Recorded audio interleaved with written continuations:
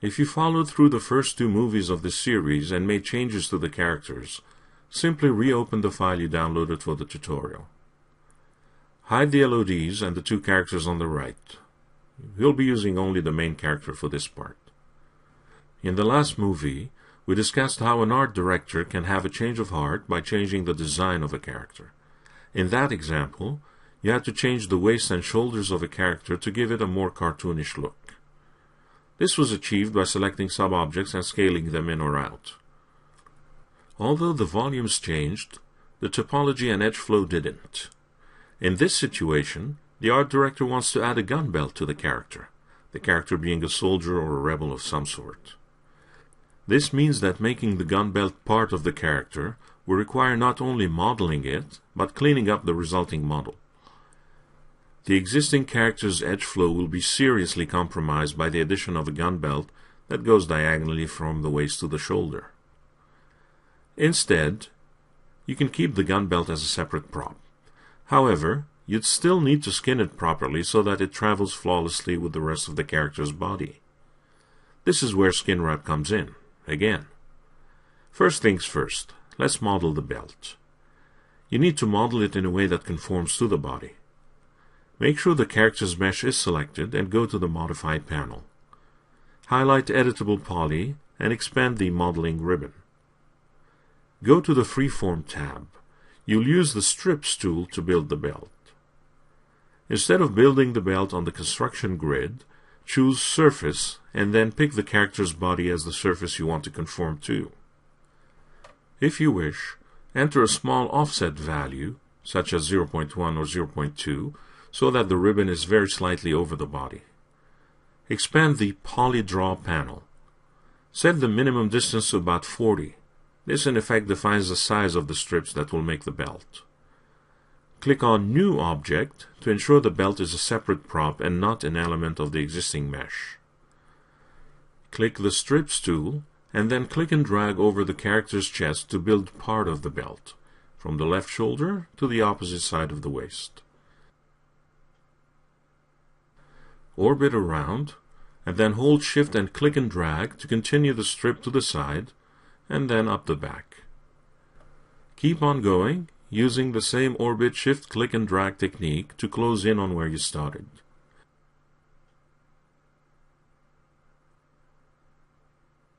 When you get close, choose Step Build, and drag from the last strip edge to the first, and this closes the loop. If you want, use the Shift tool icon, not the keyboard key, to reposition vertices.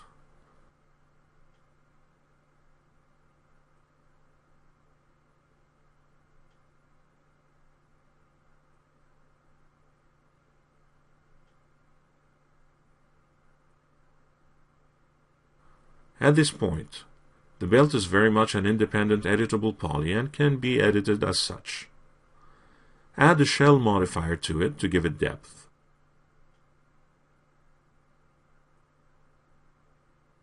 Set the outer amount to about 0.3. Convert it again to an editable poly. Have a little fun with it. Try creating some detail for shell casings, for example.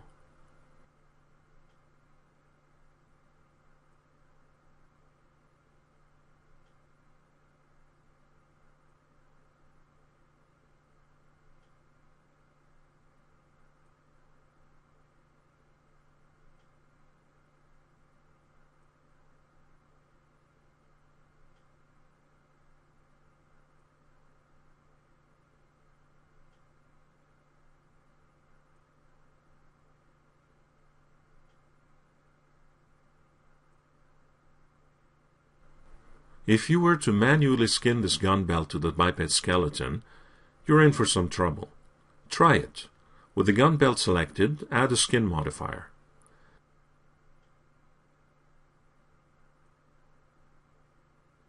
Add all the biped components, starting with the pelvis, as skin bones.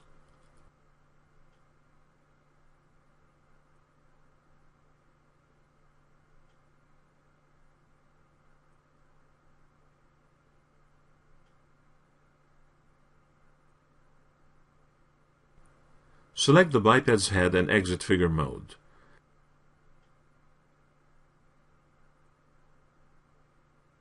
Test the animation and notice the many skin problems you're encountering. Adjusting the weights at this time, you would have had to spend a good deal of time on it. With skin wrap, it's kids' play. Set the biped in figure mode again to go back to the initial pose. Remove the skin modifier from the belt and replace it with a skin wrap modifier. Using face deformation with a 0.001 fall-off, choose the full body character as a control object. Set the biped out of figure mode again and test the animation one more time. It is practically flawless.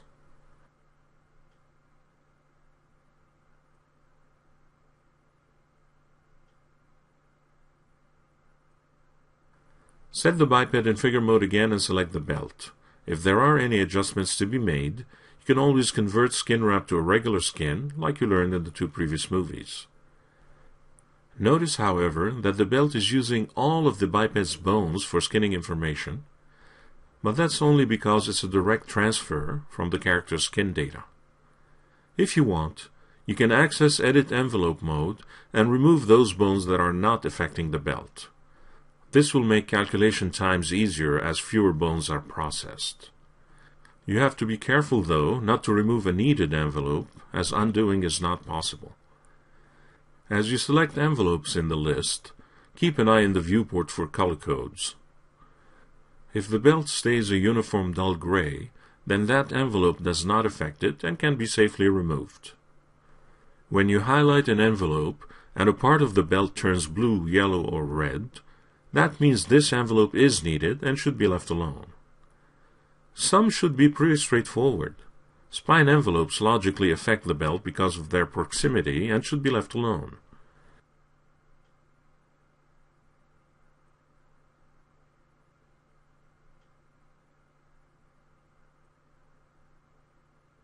Fingers, toes, hands, or feet, on the other hand, are far away and can be safely removed without second thought.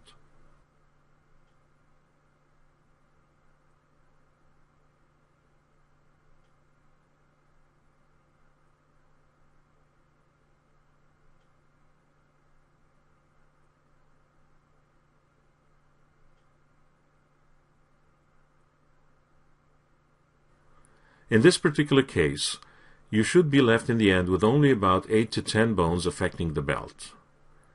Remember to be very careful, as removing an envelope cannot be undone. To demonstrate, choose Edit Hold to bookmark your progress.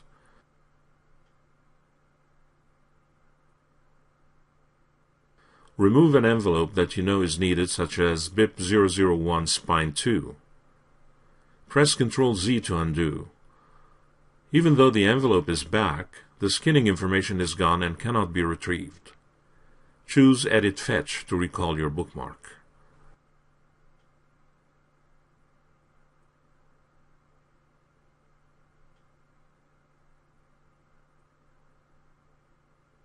Test the animation one final time.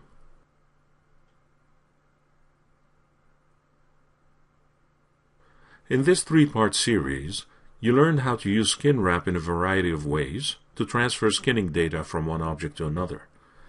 We hope you enjoyed this set and found the techniques useful.